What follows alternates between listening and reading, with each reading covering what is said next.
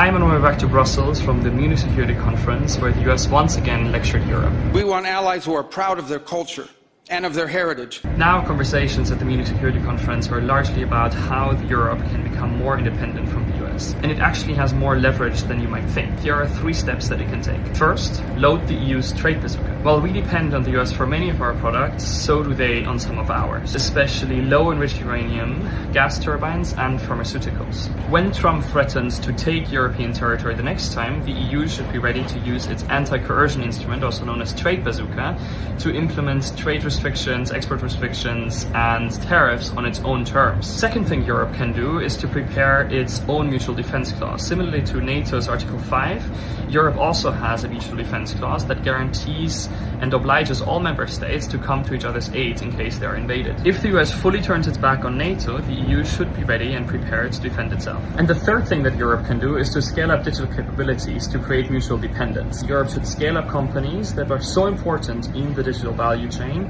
that even the US depends on us, just as we depend on them. The bottom line is this: Europe needs to understand what tools it has so that it can act. If it wants to defend itself and its interest and not be coerced into doing things it doesn't want, then it's about putting those tools to use.